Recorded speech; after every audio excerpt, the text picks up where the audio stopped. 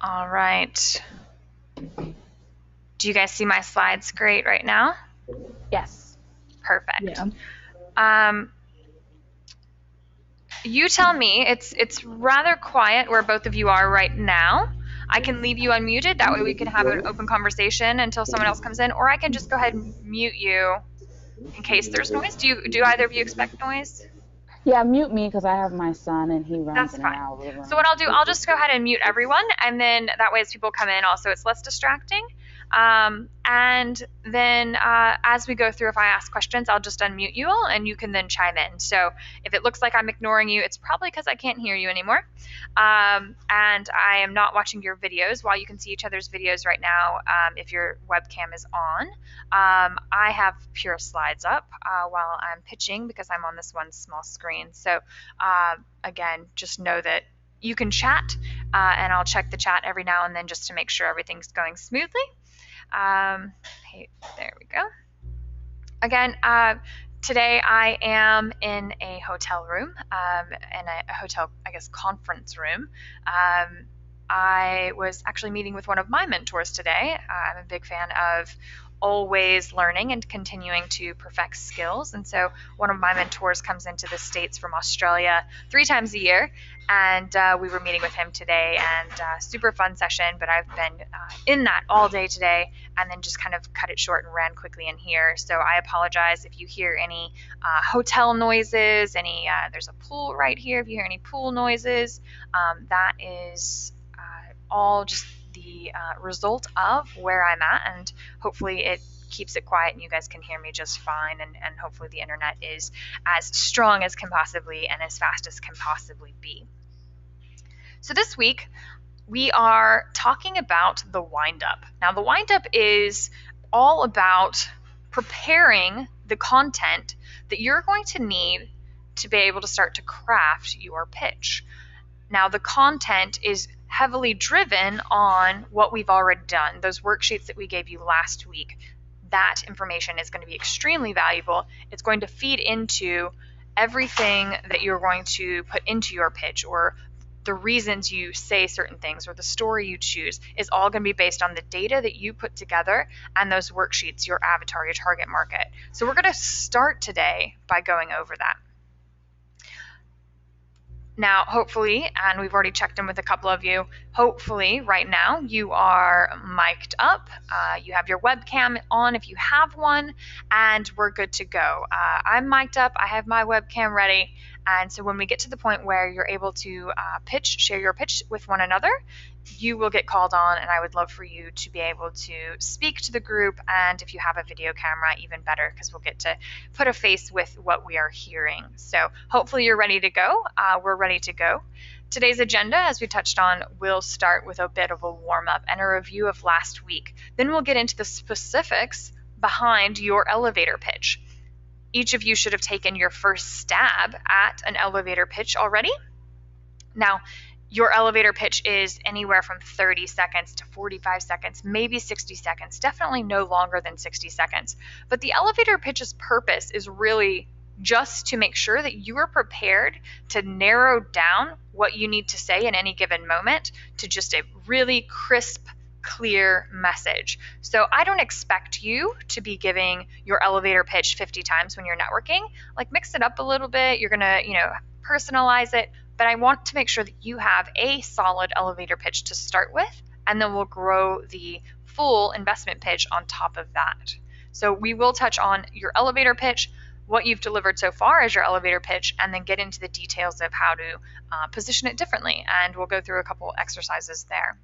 Next, we'll go over the details behind content. And by details, I mean I will talk about the problems behind content and what entrepreneurs tend to do when they're starting to draft the content of their pitch, but also 5 key principles that I believe should be kept in mind while building out your 5-minute pitch.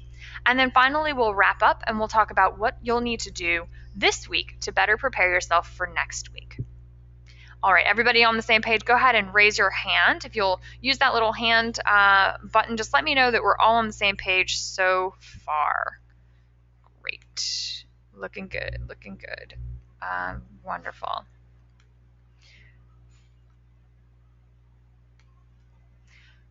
All right, so let's jump into the warm-up and the review of what we've done so far. Now, the first thing that I asked you to look at and take a few minutes to think about was the problem behind your business, the promise or the benefit of your business, and the process, how you deliver on that promise.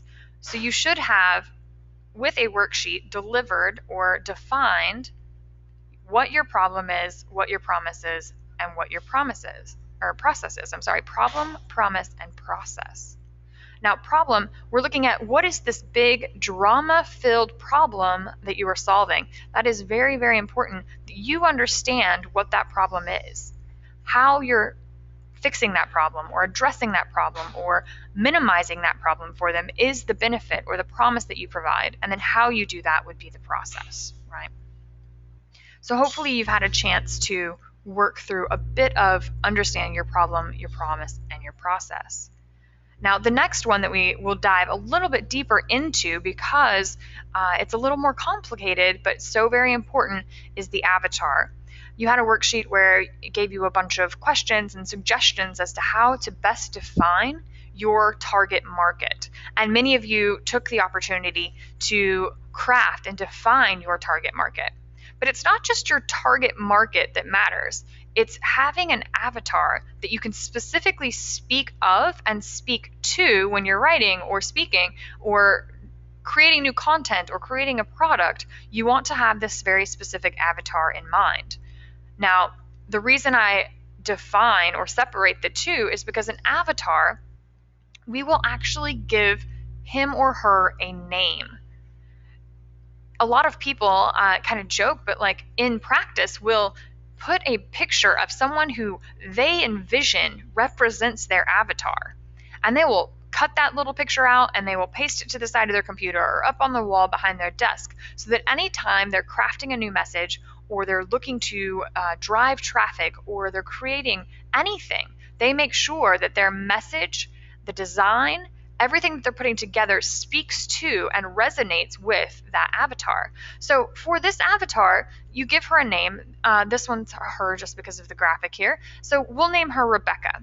And so I think that this is, the first step of taking it from a target market to an avatar. You want to give them a name. Beyond the name, you want to get into the very specific details of what this avatar, what this person looks like. So it's not just an age range or a male or female. You want to get very, very specific. So in the example of Rebecca, she's 28 years old. She's a female. She's a college graduate. She's tech savvy.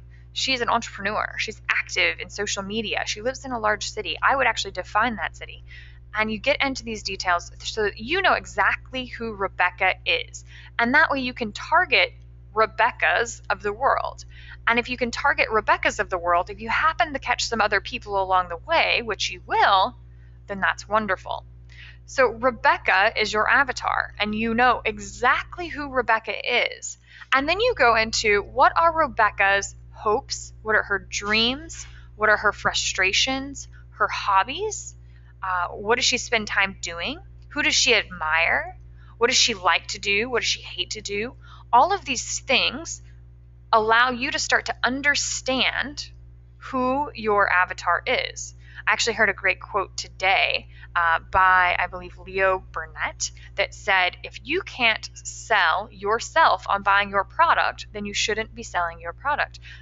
Something along those lines, meaning you have to understand who your avatar is and how they think and how they feel and how to sell to them to be able to make it to the next step and to find your target market. So very important that we go beyond just defining our target market, but actually understanding who the avatar is and creating that person.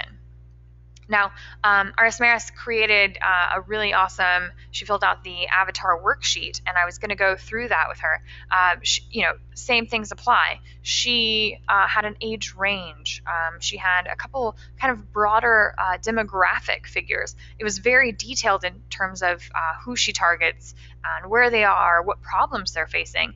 But when you take that from a target market to an avatar, you want to make sure that it's one solid person that is just your either dream customer or the dream person that you're going after that you would like to have as your customer. Does that make sense so far? Go ahead. What I'm going to ask you to do now, in that chat box, go ahead and type the name of your avatar and one very specific fact about your avatar. I want to know the name of your avatar and one specific fact about your avatar. Go ahead and put that into that chat box.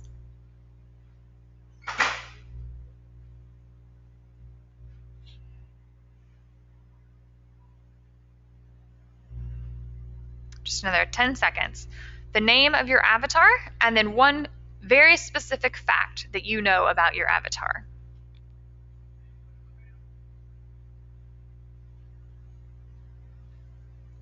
Wonderful. Yeah, so Fatima, yours is Jenny Mitchell, and she's a college graduate who lives in Boston. Like, that is very, very powerful to know that Jenny is, female, college graduate, lives in Boston. Now, when you're starting to target her, you'll be able to talk, to her about the things that she likes, about, Boston, get specific, get into the details. And I'm sure that, obviously you would have to know a lot more about her, but just for the one fun fact here, that allows you to condense your message so that you can reach the Jenny Mitchells of the world. Very powerful. Wonderful. I see a couple others. So Fernando Bruno has an entrepreneurial mindset, absolutely. And you'll just continue to dig in to that avatar worksheet and make sure that you know exactly who that person is. Okay, so that's avatar, and we really, wanted to build that up over this week, but you'll continue to refine that avatar and make sure that everything you do going forward speaks to how you benefit that avatar, whether it's Bruno or Jenny or whomever, how you benefit that person, what's the struggles that they're going through. And a lot of times when we start to build out our pitch, we'll actually be talking about the pain points or telling a story from Jenny's perspective or from Bruno's perspective, right? Now, avatars aside, we also wanted to start taking a look at the data behind your business. Now, you're not going to have all of this data. These are just suggestions, but anything that you have that can demonstrate traction in your business, interest from your target market in what you're doing. If you have customers already, how many? If you have email subscribers from a pre-launch landing page, or just email subscribers from a blog, how many? How big is your social media presence? If you have an app, how many times has it been downloaded? How much time does the average user spend on that app? How much web traffic do you have? Is it driven organically, or is it driven by advertisements? How much money are you spending on advertisements if you have done so? What are the key partnerships in your business? What are the key customers in your business? Are there any studies or trends that can support what you're doing with your business? All of this data is going to be very, very important if you do the research now, so that when it comes to proving or supporting your storyline, your pitch, you can just plug and play the parts and the information bits that matter. So data, what is one thing, go ahead and plug it into the chat box, one piece of data that you know supports your business. So if it's how many customers you have, what one piece of information do you have that speaks to the traction or the interest you have in your business?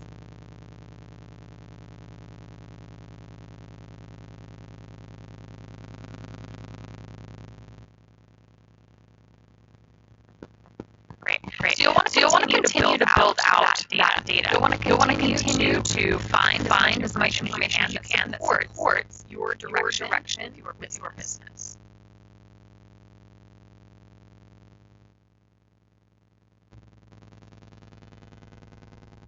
Now, in order to be a successful entrepreneur, in order to raise the capital that you need to invest time and develop out your ideas, you're going to need three things. You're going to need to have your content down. You're going to make sure that you're confident, and then you're going to need to build connections. Now we're starting again with the content, but we'll move through these three things to make sure that you're set up to have the best pitch possible, right? So three critical stages here: content, crafting your narrative, creating quality visuals, confidence, and being able to deliver with confidence is really what that's about.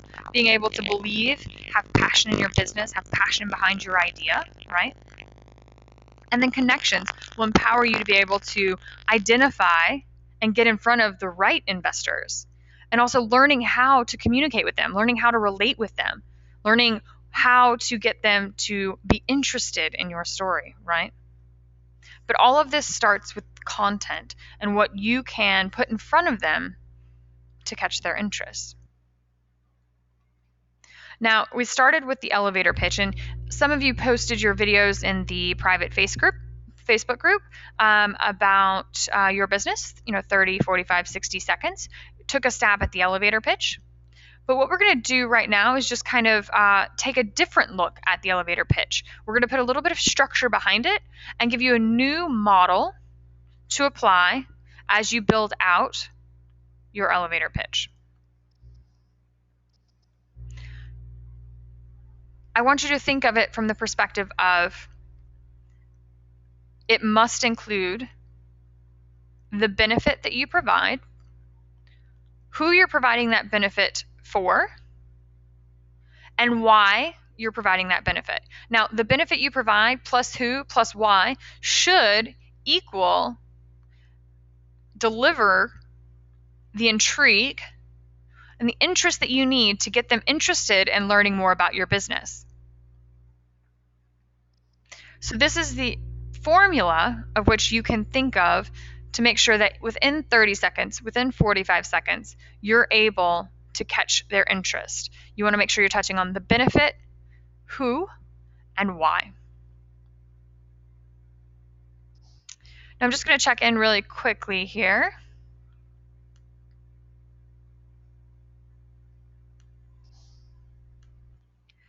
All right. So give me just really quickly, maybe Fernanda, why don't you give me the benefit that you provide? Okay, so what we do is we offer coding boot camps in Latin America in a pioneer way. So in 12 immersive weeks with on-site classes, we teach how to create a software from scratch. And we believe anyone can learn how to code. And we help our students either to find better job offers or to start new business. Wonderful. Now, Fatima, why don't you tell me who you provide your benefit for? Who I provide my benefit Yep. for? I provide my benefit for... Wait, time out. Time out. So am I talking to Jenny, or am I saying just in general?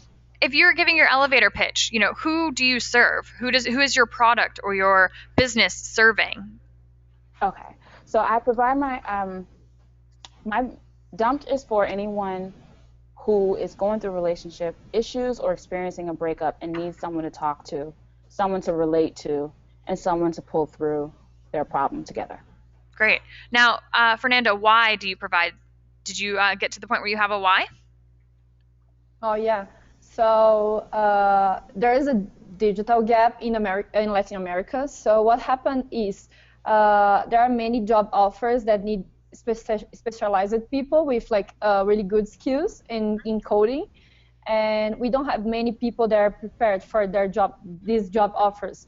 So what we do is empower people with coding skills and entrepreneur skills, so they can fill these job offers, or even better, try to solve social problems in our society through their own ideas. Wonderful. Yeah, we'll work on kind of streamlining some of what you're saying, because you do have a tendency to elaborate, which is wonderful when you start writing your pitch, but you'll want to make sure that you also, for the perspective of an elevator pitch, can get like right to the point. And, that might be just like overcoming cultural, limitations or perceived cultural limitations and empowering them to become a new age of tech entrepreneur that, didn't previously exist. Something that's very kind of to the point. Fatimo, how about you? What's your why? My why is there's no place for, no appropriate, quote unquote, appropriate place for anyone to vent about their relationship problems without being judged or without really talking to someone who really gets it. Does Yeah. that make? No, that's Yeah. great. That's great. And so collectively, these 3 points should be able to at least catch the interest of the people that you're speaking with. At this point, maybe it's not an investor, maybe it's you at a networking event, maybe it's you talking to a potential customer. But if you can quickly identify and speak to the benefit you provide, for who and why, you should be able to at least get them to say, well, how? Or, how long have you been doing that? There should be some intrigue and some sort of follow up question that Mm. allows you to then elaborate. And that's what we're going for. Elevator pitch is not about selling them on the idea. It's about getting them interested and getting them to ask a question, proving that they want to know more. Because then they're saying, yes, I want to know more. And then you can go on and on about how wonderful you are and why and all the data you know. And it's they've kind of asked for it at that point, right? So we want to open up for those opportunities. Now, what I'm going to do right now, and it'll take just a minute. What I'll need you to do is get a piece of paper and get ready to write out kind of a new elevator pitch. So a good sized piece of paper, if you have a notebook or, a piece of printer paper, we'll need that full piece of paper and a pen. And go ahead and I'll give you a minute to grab that. Just raise your hand when you are good to go with that.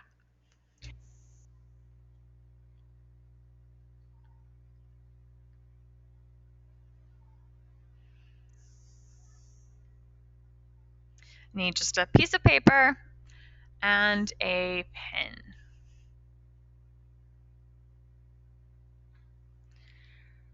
So it's going to be a little bit different. We're going to touch on these points. We're going to touch on the benefit, the who, and why. But I'm actually going to give you an even more specific formula that we're going to go through. And you don't have to stick to this one. You don't have to love it.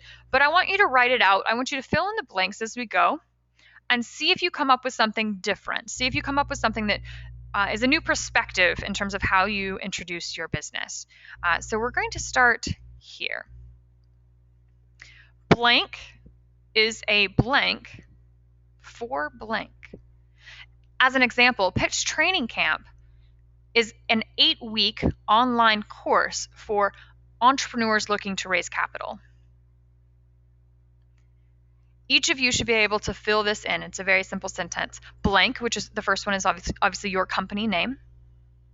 So Fernanda, World Tech Makers is a blank for blank. Now we're already touching on some of that formula that we just discussed, right? We're touching on who you are and who you're serving, and in a little bit what you are.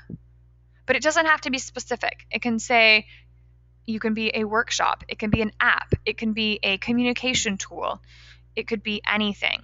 Blank is a blank for, and this last blank is who you serve.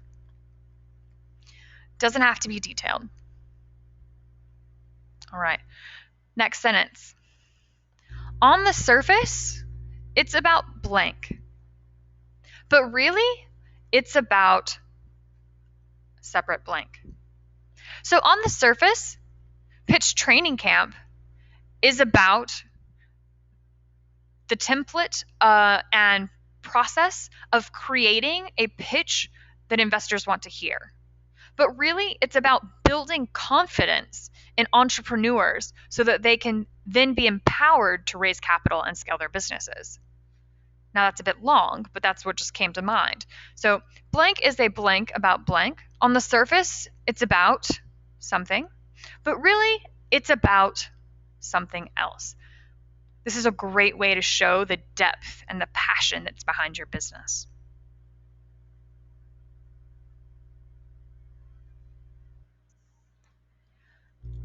Next sentence.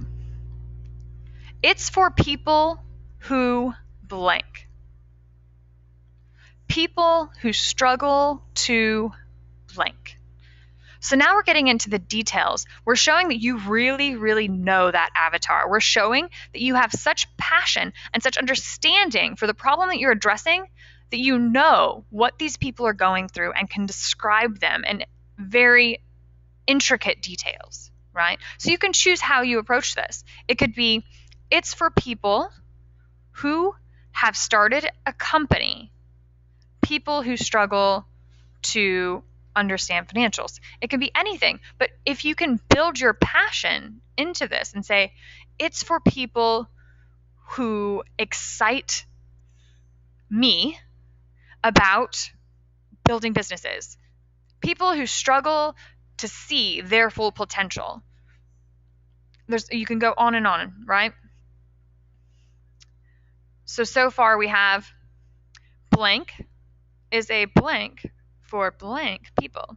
On the surface, it's about blank, but really, it's about blank. It's for people who blank, people who struggle to blank. Now, the last sentence that we're going to add to this, we help blank by blank. Now, this doesn't have to be help. It can be we improve, we fix, we empower, whatever you're doing, who you're doing it for, and a quick look at how you do that, which is that last line. So I'll give you just a couple more seconds to fill this whole thing out. I want you to actually write it down, and I'm going to give you the opportunity to read it.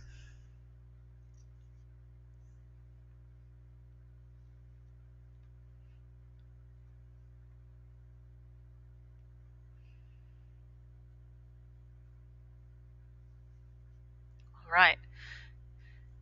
Raise your hand if you're ready to read it.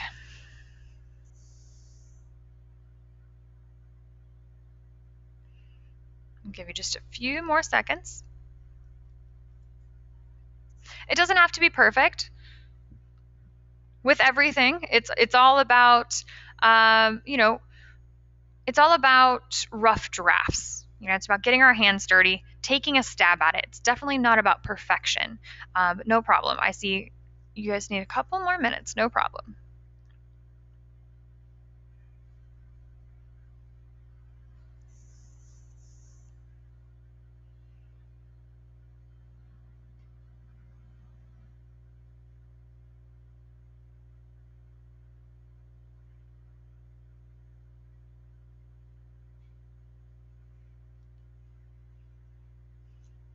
Again, just raise your hand when you're ready.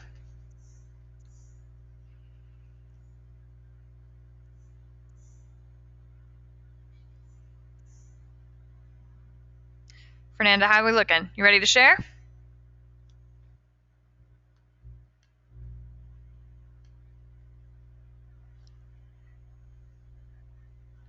Yeah, I'm ready. All right. And we have your web camera. Awesome. Let's see it. Let's see it. Let's hear it. Can I? Hey, hello, can you hear me? Yeah, we hear you great. Go ahead. Okay. So, Word Tech Makers is a coding bootcamp for people who want to learn or to improve their skills in coding. On the surface, it's about learning how to code from scratch in 12 weeks.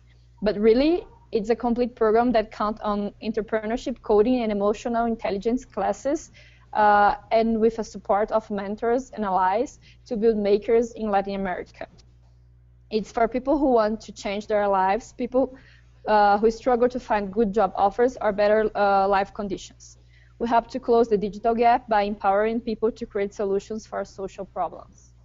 That's great. How do you feel about that?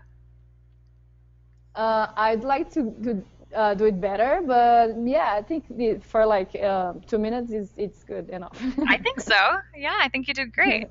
All right. Fatima, let me unmute you here.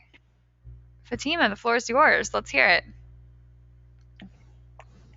Okay. Dumped is an app for anyone who wants to talk about their love life. On the surface, it's about venting your venting about your problems, but really it's about connecting with like-minded people and healing. It's for people who want to grow, people who struggle to get through problems, through relationship problems in a healthy way. We improve the way people handle their relationship problems, by connecting them with someone who is going through the same thing as them. I think that's great. How do you feel about yours? I think it's good. I Yeah. think it's all right. Yeah. So how, compared to your earlier elevator pitch that you posted earlier this week, how do you think those compare? This definitely flows better, Okay, great. Wonderful. and I think it hits on the points. I really want to communicate that it's about healing, and you're connecting not with just anybody, but someone going through the same thing with you as you. And so I think that it helps to do it this way. It gets it all in there. Wonderful. And feel free to add to this. I will be asking you to record yourself going through this elevator pitch. You can tweak it and post, some version of it, but this will be the basis of it. So yeah, you'll have time to work on it and to continue to enhance it. But this is, I think, a really great place to start because it communicates passion, it communicates your understanding of your market, and it communicates the idea from a benefits perspective as opposed to a features perspective, if that makes sense.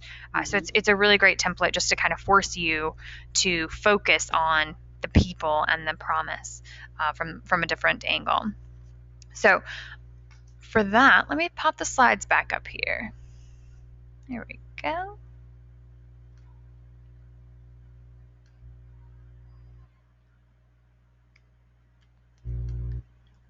So that's where I would say we're going to start and stick with the elevator pitch. I'm not saying that you have to stick with that template. I'm just merely giving you that template as a place to start or a way to have a foundation. And I would encourage you to build on that. So if there's other information that you want to make sure that you cover in that, that's great. You do have more time. So remember, you have 30, 45, up to 60 seconds. Don't go over. But this is a wonderful place to start. Now, beyond that, we're going to start jumping into how to start crafting your 5-minute pitch, right? So your 5-minute pitch, and I'm just going to pop my screen up here. Your 5-minute pitch is going to be a little bit more complicated. You need to make sure that you don't just like build it on top of, but that you go at it from a different angle. You're going to have a deeper perspective, right? And let's see, we're going to switch here. We've got a couple chatting, a couple coming in. Wonderful. So the 5-minute pitch, like I said, you're not going to just build on top of your elevator pitch with the same information or more details. You want to make the same points, but with a bit more time, you're able to really approach it and deliver it from a different perspective. You don't want to, just add data or just say, let's say you started with this template. Let me just pull this template back up for a second. Often what happens, there we go. Often what happens is you'll say, oh, this is my elevator pitch. And then if you notice that they're still listening, you just continue to rattle on, right? Rattle on, and then you start talking about your proof and your team and what you want to do and why you need money and all of these things. But it's a very unorganized way to get them on board. So instead, we're going to kind of separate the two. We're going to have our elevator pitch, and then we're going to talk about what drives the content or what should drive the content of a 5-minute pitch. But the problem is there are 3 problems really that I think come into play when you start crafting, when you start trying to prepare your 5-minute pitch and deliver it in advance. So these 3 problems start with the fact, and all too often this is type A personality is really where this comes into play, but you go into data overload, information overload mode. Particularly, like I said, people who have that data or track that data, you get really passionate about the fact that you have it and you want to share it, right? It's powerful, but you go into information overload, and a lot of times what happens is this is what your slides end up looking like to everyone. They're jumbled, there's way too much copy on the slides, way too many numbers, and it's not organized nicely, right? You think, oh, the data that I have, you know the full story, you know the context of your business, and it organizes nicely in your mind. and you want to just be able to paint that picture for them, and think of it like a puzzle. So you're delivering a pitch and you're handing them puzzle pieces. But the problem is that they haven't seen the outside of the box, right? They haven't seen what that big picture looks like. So they don't know how to connect those puzzle pieces to get to the point where they are that big picture. They have to have a sense of where they're heading before they know how to put those data elements into play or understand what the value of that data is. So problem number one is you go into information overload and you provide way too much data, way too much copy, and your slides get jumbled like this, right? So problem number two is that we have this innate need to impress.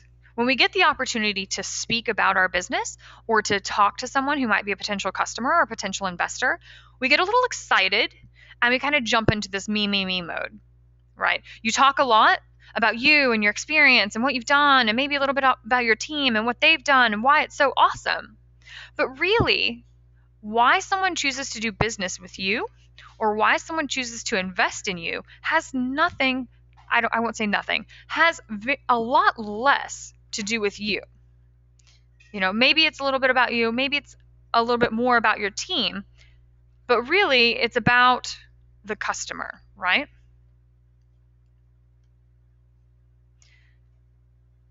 Are we on the same page so far? Everyone's problem number one, data. You're leaning too heavy on data. Problem number two, you're jumping into this me mode. You're jumping into a mode where you're focusing on what you've accomplished, who you are, who your team is, what you've been able to do, how balanced and how experienced you are. And you're forgetting that it's really about the customer. And then problem number three, I'm going to say it's the lack of preparation. But really, the angle I'm coming at here is the fact that also, all too often, people who are stepping in to deliver a pitch think that they can wing it. They think that by winging their pitch, by delivering it from memory or just being all natural, that they're more authentic. I hear it all the time. I don't want to memorize my pitch because I don't want to sound like a robot. Yeah, there's three stages really with your pitch preparation, right? The first one is winging it. The first one is, yeah, I know my business. I'm just going to talk through until the time runs up. That's phase number one. Phase number two is, yeah, you sound like a robot because you've put a lot of thought into your pitch. You've drafted your pitch. You've written it. You've practiced it. You've memorized it. You're able to deliver that pitch, but it's so by the text and so memorized that often, one, you're not paying attention to what's going on in the audience. You're not responding to their questions. And lastly, you're taken off guard too easily. If something interrupts you, if something doesn't go exactly by the script, all of a sudden you lose your confidence, you lose your ability to be able to deliver that pitch, and that's a horrible place to be. So three stages of pitching. There's winging it, there's that robot mode, but then there's actually performing it. Because if you get to the point where you know your pitch so well, you've prepared, you've practiced, you've rehearsed, you know it in and out, not just the word for word, but you know the data, you know how it needs to come across, you need the points that need to be made, you know where to pause for value. At that point, you're performing. It's really good to be confident, but you have to earn that confidence that you have in yourself. Your confidence should be in line with the knowledge and preparation that you've put into your pitch. So 3 problems, right? First one's the data, the fact that you just go into data heavy mode. The second one is that you go into me mode, where you just talk about you. And the third one is your lack of preparation and your thought that you think that you can wing it. All 3 of these are huge problems in the entrepreneurial world when it comes to people starting to pitch their products for the first time. Now, which of these would you say is the biggest problem for you? Go ahead and type in that chat box there. Which of these 3 problems do you feel has the biggest impact for you? Which of them did you default to when I told you, hey, write your first elevator pitch, but didn't give you any direction? Which of these 3 did you default to? Which of these 3 do you feel would have been you if we hadn't put you in pitch training camp to craft your stellar pitch.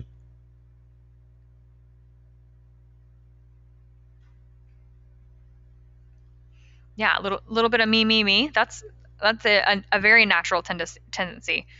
You want to impress them. You want them to see that you're worth listening to, that you're worth investing in. Absolutely. Wonderful. And that's fine. I mean, there's a little bit of that that's justified.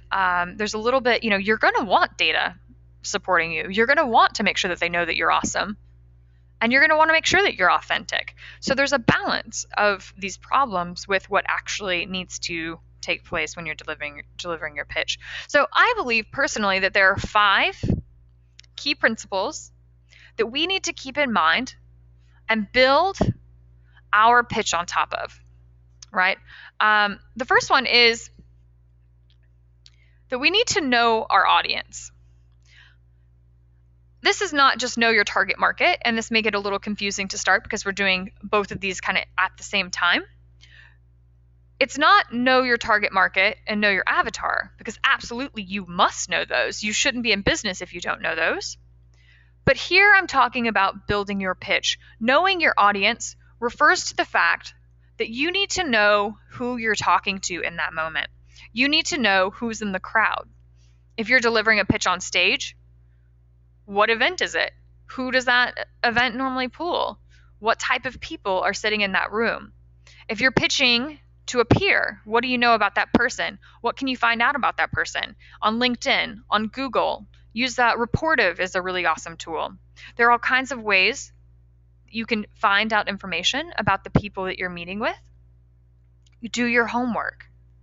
If you're able to understand who your audience is and customize your pitch based on that audience, they will be able to follow and pay better attention and likely have more interest in what you're saying, right? And it's not only focused on the company or the event, but like really look at the individuals and what their problems are, what they might be feeling, who they're looking to talk with, how you can help them, why they might care about your business. Is there any common ground between you, your experiences, and what the people in the audience might be thinking? Not only research, but I also want you to think of your audience from the perspective of, who do I want the audience to see me as? Who do you want them to think you are?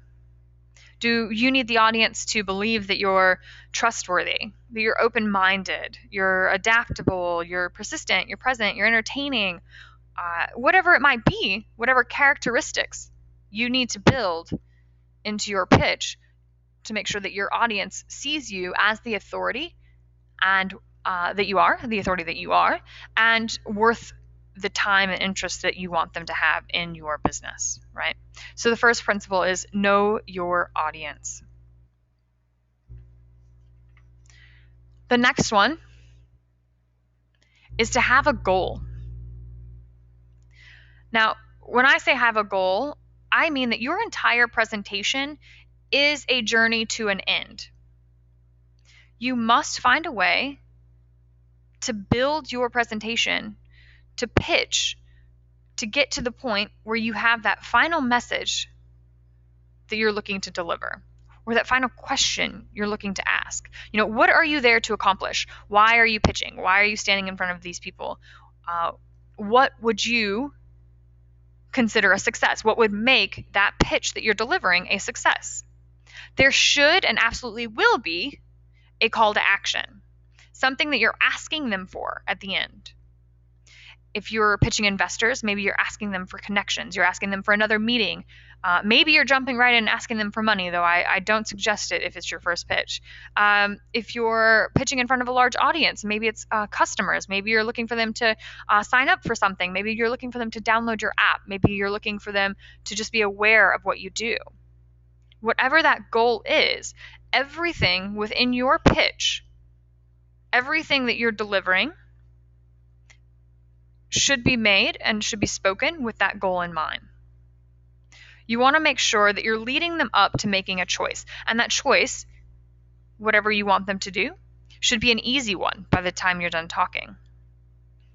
What do I want this person to help me with? Do I want to partner with this person? Do I want this person to support me? Do I want them to, follow me on social media? Whatever it is, it can be as simple or as big as you'd like.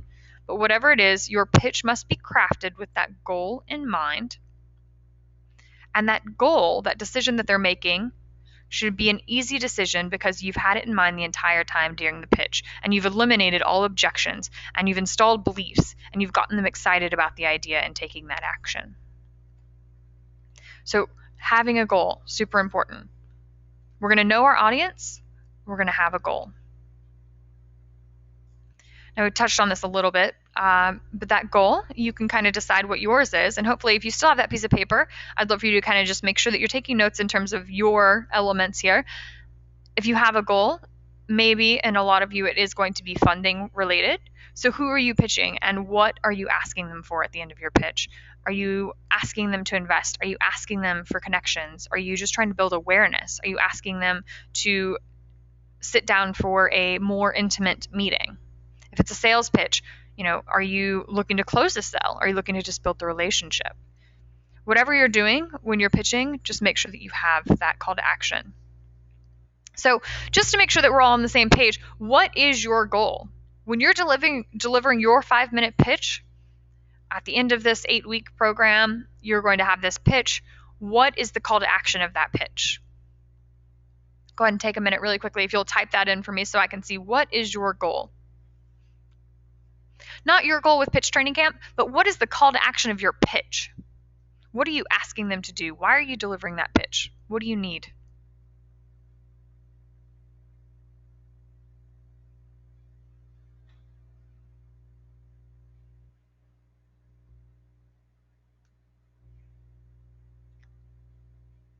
Just 10 more seconds. Go ahead and type, what is the call to action of your pitch?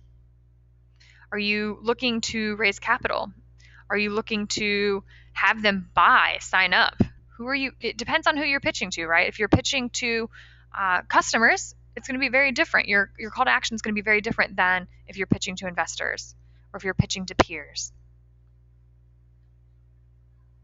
Wonderful.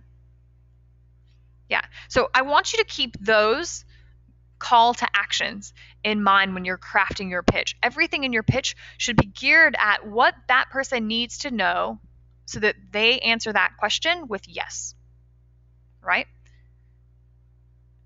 So that is key principle number 2. Next up, we're going to make sure that you define the problem. We want to know whose problem it is. How big is that problem? How painful is that problem? Now I say how painful. Here you have this like funny picture of vitamins versus aspirin. Is it something where it's a huge pain and they are going to take a painkiller to get rid of it right away? Or is it a vitamin? Are they proactively looking to invest in your company to avoid a bigger situation? Are they proactively looking to leverage, your program, your app to avoid a bigger problem? It's the aspirin versus vitamin. So how painful is your problem?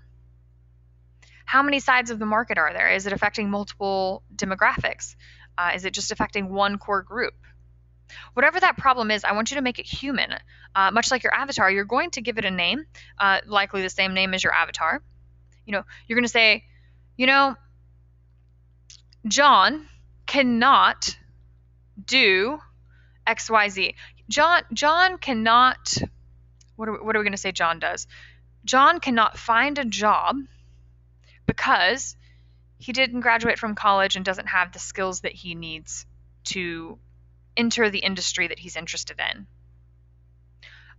Or John has not been able to service his customers as a business because his website has been quirky and acting up, and the people who go to his website find it faulty and they don't trust it. And he's losing customers every single day.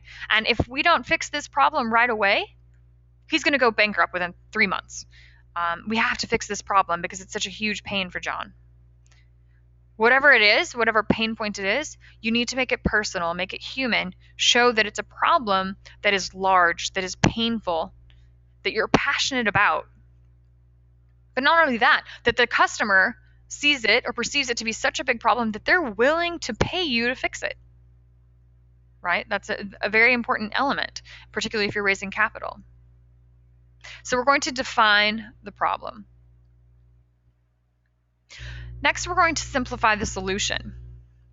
I say simplify the solution because you have a solution, but you're so close to it. You know every in and out feature, you know why it works, how it works, you know what the, you know, the buttons are red because blah blah blah, you know, it flows this way because customer data proves that they enjoy this experience. Whatever details you have, we're just going to put those aside. For now, we're going to make sure that we're simplifying the solution that we provide. We're going to make sure that it's as simple as these little blocks and this box. We're going to say, I am the square that fits into this square hole. Clean, uncomplicated. This is a problem. Plug me in, I fix it. Right? So don't get deep into the features and the how-tos. Kind of keep it, I don't want to say high level, because certainly we're not dumbing anything down, but we want to avoid lingo. We want to avoid going into the nitty-gritty of how it works and why it works. And instead we want to focus on the solution, the benefit, what it means to the audience. Now, hopefully these videos work for you guys, but have you ever seen products that have been marketed as seen on TV? Are you guys familiar with this, as seen on TV? Yeah, so it's, as seen on TV is just hilarious in a lot of ways, but they are so good at defining a problem and simplifying the solution. So when I say as seen on TV, what are a few products that come to mind?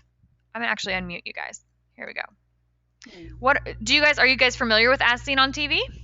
Mhm. Yeah. Do any products come to mind? I'm trying to think. Yeah, no, I actually I'll show you some examples here. Don't worry about it. I don't want to. I guarantee you know a million of them. They're so common.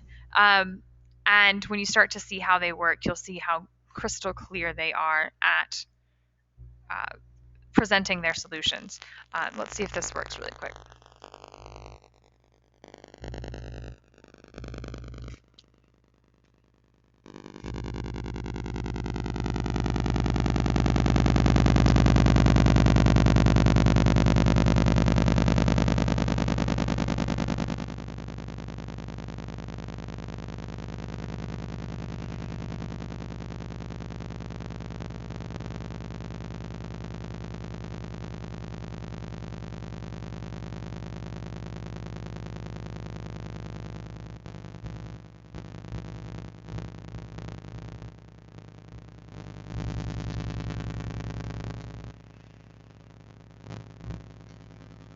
Are you guys able to hear the video? Not really. Bummer. Okay. So I'll figure out how to do that. But I wish you could hear this. Hilarious, right? Because were you guys with shake weight? This product. Mhm. Yeah. So the shake weight. This product is it's hilariously marketed. But it's been branded so specifically that it says this is the problem. And here's how we fix it. And they show you how they fix it. They quickly define who their target audience is. And they're so good at this. And so I'm actually, there's another one here. So the problem, you couldn't hear so clearly. I'll send you guys the videos and make sure you have the links in the chat room after this. But the problem here is that, yeah, they feel like women want their arms to be more toned. So they're specifically targeting women with a solution that says, if you do this small gesture repeatedly, you will have amazing arms. And they go on to have customer testimonials talk about, oh man, I feel the difference already. Oh, I feel it working. And within 20 seconds, you know what the problem is, who they're serving, and how they fix it, how they address it, and how their product is the solution for that, because they tell you that there's no other product that will handle that same problem. Now, similarly, this is a commercial for a Snuggie. I'll actually post this one in the group as well. Snuggie, I'll let you actually watch the first minute or so, even though you can't I hear it. have a Snuggie. Yes. I So love yeah, my Snuggie. they're saying you don't want to raise your heating bill. Blankets are fussy.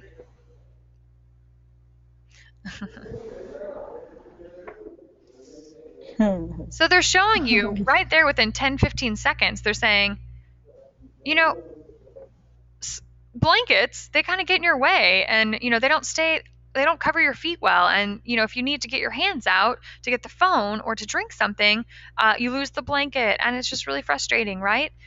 But if you have the Snuggie, you have now this solution. And they show you within that short amount of time what the problem is, what the solution is, who it benefits, and how. Very quick, very easily simplified. Clear as day, right? All right. So we're going to look at simplifying your solutions as well. We want them to be as simple as an as seen on TV solution. Now, the next principle and the final of the 5 is I want you to make sure that you make them care. Now, when I say I want you to make them care, I want you to think about this. They, as investors, if you're pitching for investment, or they, as customers, get sold all the time. But on the angel and VC side, there's over 40,000 business plans submitted to angels and VCs every single month.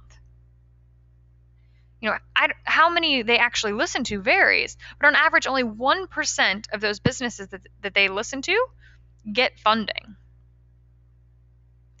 That is a very small percentage. So how are you going to make sure that you are that 1%?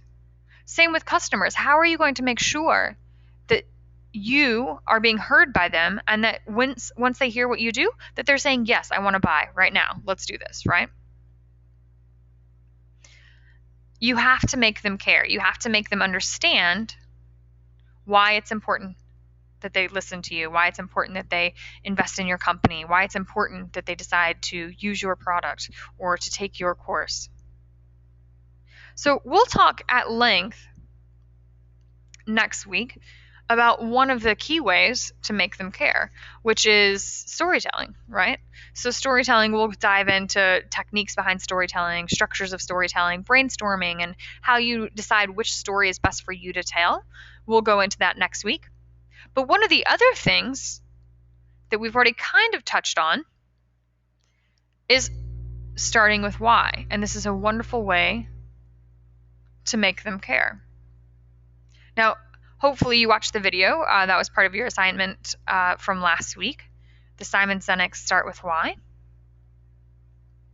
So starting with why, you really want to understand, what is your mission? What are the results you're looking to achieve? What do you believe in? Why do you do what you do? Why do you exist as a business? Why should they care? Right? People do not buy what you do. They buy why you do it. And very few organizations or people really know why they do what they do.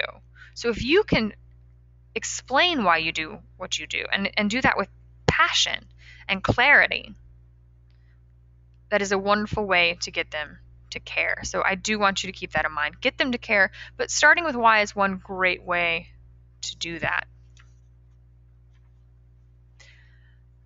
Now, I will send you guys a link to this video as well. CocaCola. Actually, let's just unmute you in here for a second.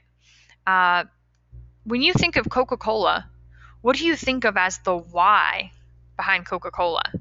Why do they do what they do? Any thoughts?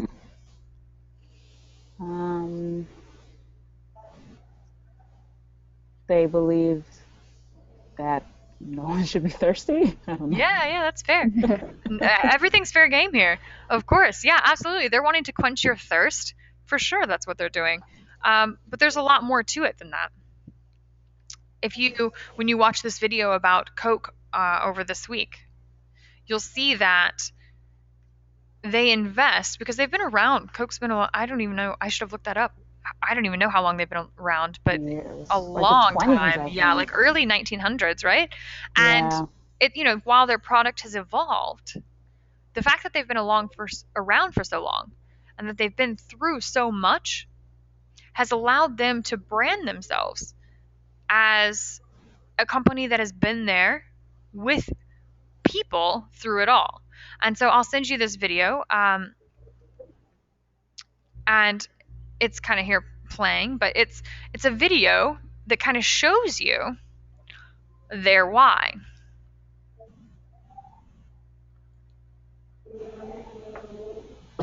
We'll watch just a second so you can get an idea of what they're doing here.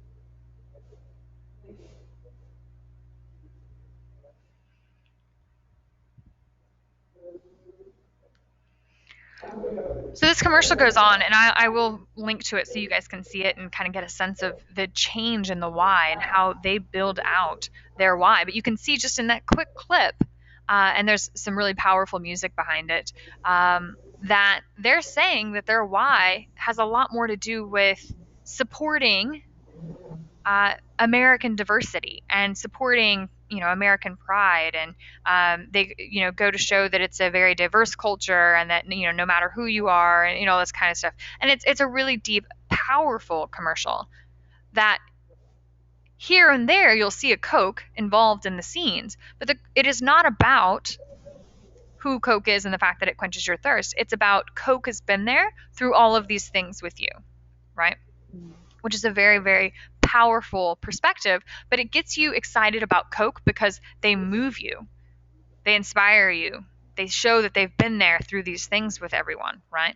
And so it's a brand message that moves people to like Coke because they're understanding the why, they're moving them to feel something and to respond to their product.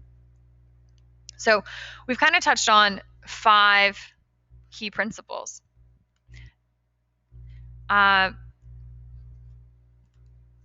Know your audience, have a goal, define the problem, simplify the solution, and make them care.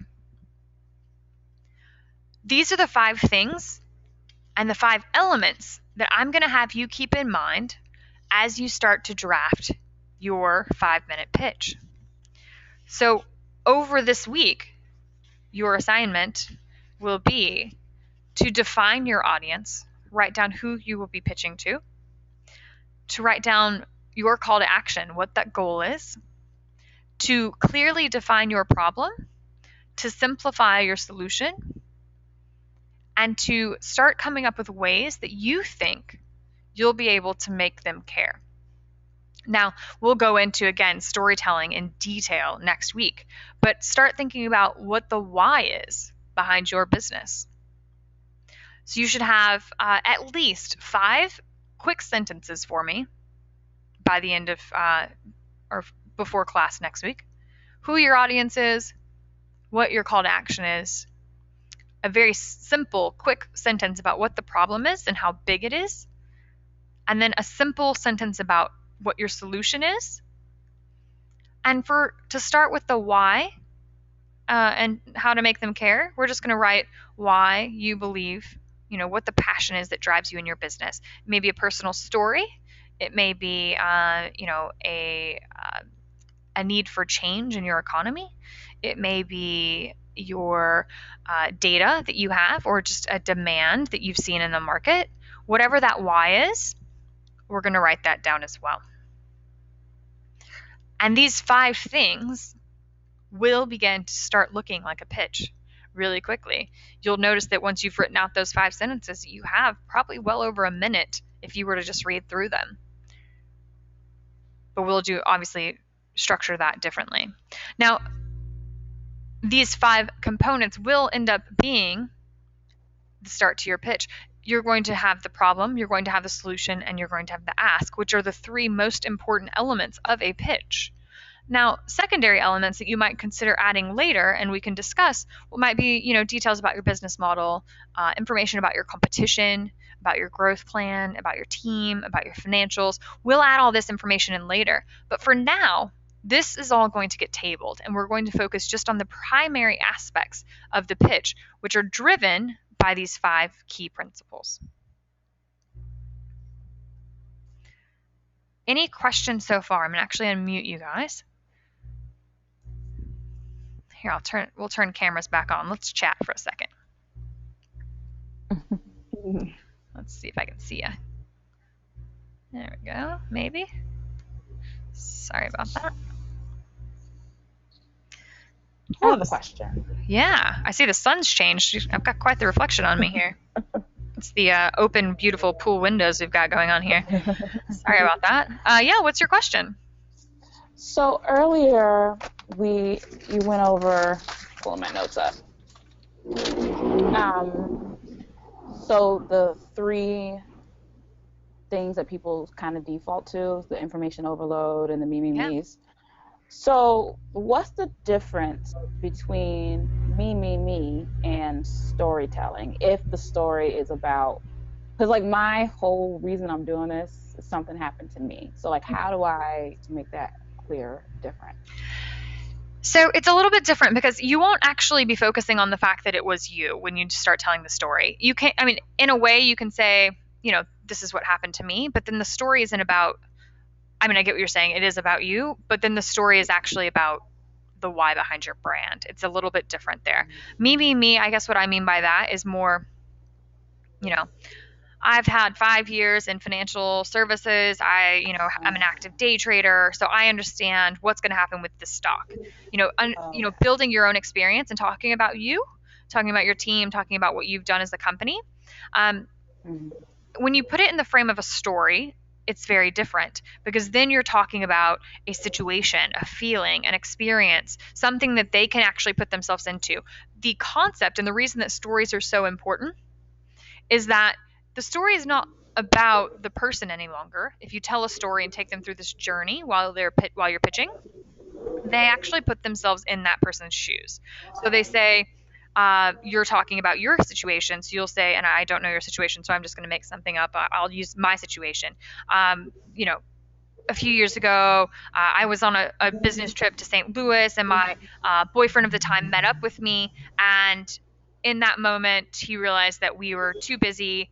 This relationship wasn't going to work, so he broke up with me on the spot in St. Louis. That's something that happened to me. So if I was telling that story, I could then build the detail of how we both felt, what happened. But while I'm telling the story ends up not being about me. They end up putting themselves into that situation and feeling what you might have felt while you're going through that. So, I might go into the details of how, I had been working so hard all day and I was so excited to see this person. And then when I arrived to see that, he was deciding that, I was too busy for him, whatever, I was heartbroken. And all of a sudden they start feeling that with you, right? So that's very, very powerful. And it ends up being not about you, but about the story and the experience that you can lead them through. Okay. Does that make sense? Yes. Yeah. I was confused. Yours is a little bit unique because your story of why you're building your business is based on your story. But in that point, I want you to separate you and that case study, really. Okay. Cool. Thank you. Yeah, of course. Are you guys starting to feel like these 5 principles, do you see how if you add these 5 things up, they start to be your pitch? Yeah. Definitely. Does that make sense? Mm-hmm. Absolutely. Okay. So over the next week, and I'll pull the slides back up here so that you can see your homework, essentially, and I'll post those videos. Sorry, I was hoping you could hear them through the PowerPoint. Your homework is going to be these things. You're going to post a video of yourself delivering your elevator pitch. Now, your new elevator pitch may not be the exact format that I provided you. It might be a format that you are more comfortable with or that you're more confident in, but feel free to use that template to craft a new elevator pitch or an elevator pitch that you think takes you in the right direction. Whatever that elevator pitch looks like, that 30, 45, no longer than 60-second pitch, I want you to post a video of yourself delivering that elevator pitch. On the other hand, I want you to be looking and watching each other's pitches and commenting on them.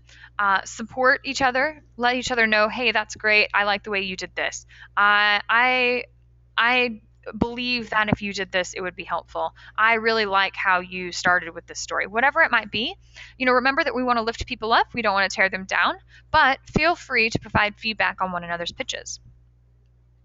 But most importantly, we're going to start compiling your content. We're going to address the problem. We're going to address the solution or the benefit that you provide. We're going to make sure that your target market is well defined. You know who you're serving, that you know why you're in the business that you're in, and that you know what the call to action of your pitch is going to be, what that goal is. Now, all of this, it's not a ton to do, but all of this is going to start really being the foundation of everything that we do moving forward. So I can't stress enough that, keeping up and kind of doing the assignments as we go is very important, because they're all going to build on top of each other as we go. So you have to make sure that you get the core, the foundation of your content down, the whys, the whos, the problems, the promise, so that you can build a pitch that's going to resonate and really be impactful. Now, what I'll do, I just want to make sure that, let's make sure that you guys don't have any questions. Here we go. Lisa? Yes, I can hear you. Go ahead. Yeah, I have a question. So, I think I struggle between starting from why, for example, and going direct to the point. So for me, it's a bit contradictory, and I don't know, I'm not sure about how to balance, both things, because I know that saying UI is really important, but at the same time, there are not only one reason, but many reasons. So it's hard to arrive to the specific point, the main point, when you're starting from why. So what do you feel? What do you feel is the main why? I think it's closing the digital gap. Yes, I agree. So closing the digital gap in Latin America, I think that you have to be a little more specific there, so that they understand that that's the difference. That's the true, drive behind World Tech Makers, is you're closing the digital gap in Latin America. But they may not understand what that is, right? So what you're doing is closing the digital gap in Latin America. What you're doing is educating people. You're, providing opportunities to people. You're empowering them to take on new careers, start their own businesses, all these things, right? And the why to you might be, we're, closing the digital gap in Latin America, or decreasing the digital gap in Latin America. And that's fine. There may even be a bigger why, though. It may be that, and I'm just going to start making things up again, but it may be that it's important to you that you see opportunities rise in your culture, or in Brazil, rather than experience successful, intelligent people around you having to relocate for a job that's going to be able to offer them a stable lifestyle. And that's a really long story, but there's got to be a reason behind behind why you're doing what you're doing. But I think that the digital gap is big enough and is specific enough where if that's the why that you're passionate about, that's perfect. And I think that you can we'll build stories into that why. So you can say, we're empowering tech, we're empowering people who are interested in starting businesses, tech businesses maybe, to educate themselves and to learn with peers how to, launch that business, or how to code so they can get a new job, depending on what your curriculum looks like. So you're doing that, you're providing that benefit for that person, because we believe that by closing the digital gap, we're able to empower Latin America to XYZ as an economy. I would say, we can find a story along those lines. We can then, if we can say that that's the why, we can then say, from personal experience, maybe it's a story of, Alana, young, driven, very intelligent, well-rounded, educated, struggled, and I don't know that this is true, but struggled to find the right opportunity within Colombia. And so she had to go abroad to, better educate, blah, blah, blah. And so she came back and wanted to introduce this. I think that that's a really powerful story, the actual real story behind it. But also, it Hmm. could just be the story of one of your students that you know, and, how you enabled them to start a company, or you enabled them to get the job that they needed. Hmm. Yeah. Okay, and there is something else. So, for example, as you just mentioned, there is like Ilana's story, which is like, um, I mean, has everything to do with our tech maker's story. And I mean, we co-founded it together, but of course, she started a little earlier with the idea, and I joined her. So I think her story is like super super important. But at the same time, I always think like, for example, we are not always gonna be together. I'll be in Brazil, she'll be in Chile or here in Colombia, and then I mean, how bad it is to pitch talking about someone else and that it's not you. So That's I perfect all mean, day, every day. that's how. I think that earlier we were talking about Fatima's stories because her drive is her story. Um, Yours is a little different. You don't have to talk about you at all. As a matter of fact, I don't want to say that like it's not important, but like your story is more powerful from the perspective of a student that you've already served. So you're more likely to get them interested if you explain how you made a difference for someone who's gone through the program. So I wouldn't worry about you and how you fit in. They get that you're the Mhm. person behind the business and that you're talking to them because you're, the lead figure of, how if it's, you're selling, then they're the person you're going to talk to them to, get them into the class. If you're raising capital, whatever, depending on that relationship. But you are already positioned as the representative of the company. Your story Mhm. isn't necessarily important. It's the story of what you're doing. It's the story of how you're making a difference. It's the story of your avatar. It's the story of, you know, the why. That's way more important. And we'll find a story Mhm. next week. I'll help you brainstorm, but we'll find a story that really resonates and shows that you're making a difference. I think that in your specific case, Ilana's path is one good story, but I would also Mhm. think of a generic student, and to be honest, you can make it up. Doesn't Mhm. matter. Um, Yeah, actually, the thing is not exactly like talking about myself, because I don't feel like really including my story because I know it's pretty clear for me. It's not the most important story behind Word Tech Makers. So for sure, we always say a story of one of our students that is super successful now. And yeah, but I mean, the main thing is just like when I'm alone, for example. So what should I focus on? Because as I told you, there are many whys, but at the same time, I don't want to be like talking, talking, talking without going to the point. So of course, we're gonna develop this. I mean, during the training. It's just something because I'm thinking on the video I recorded today. You didn't see yet, but when you see, you're gonna see that I talk a lot before really going to the point. yep. So yeah, so this made me think a little now because I talk a lot about whys, whys, whys, and then I talk about Vertec and the bootcamp. And that doesn't mean that that's wrong. I'll have to watch it to know, and I'll Okay. definitely give you feedback on the group. Uh, but to your point, we're going to start somewhere. Uh, you have to try a bunch of different paths to figure out which one resonates and which one comes together to make a really good picture. Hmm. But don't worry about knowing the exact one yet. I think that if you fill out, like, get a piece of paper or type whatever you want, start saying, okay, here, under why, feel free to have three different whys. That's fine. And make it Okay. obvious that you have three, and then we can kind of work through the stories that touch on those three, and see which one comes together to be a better full story.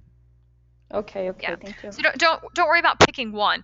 We will want to do that, and you'll start crafting a pitch, this week and next week, that's kind of driven towards one. But post it in, email it to me and post it into the group, and we can kind of help you decide which one to focus on to start. Okay. Thank you. Okay. Fatima, did you have any questions? No, I'm all set. Good. Awesome. Um, all right. So I think that I will send an email out, tomorrow that recaps what I'd like you guys to do this week and for everyone. And hopefully we can get this video back up for the rest of the team. And we'll talk about, I want to see those elevator pitches and we'll give each other feedback. I'll definitely jump in and give you guys feedback. I didn't want to give you feedback yet because I wanted to see how you thought you compared. And so we'll start there. Elevator pitches again. Start putting together those 5 elements of your content. Start thinking about your why, the problem, the solution, who's going to be in your audience, and what that call to action or that goal is of that pitch. I want to know all of that. I need you to know all of that. So document it, put it in the group. If you're not comfortable putting it in the group, feel free to email me. And then we'll go from there. Awesome. Do you want email and for the assignment? Do you want? I know you just kind of just said this, but do you want email and in the group? Or? Feel free to put it in the group. I can download it there. But if you're not comfortable posting it yet, if you want feedback before that, feel free to email me. Either way, I'll get it. But I would much rather prefer you put it into the group. That way, everyone can kind of see it and learn from one another. Awesome. Okay.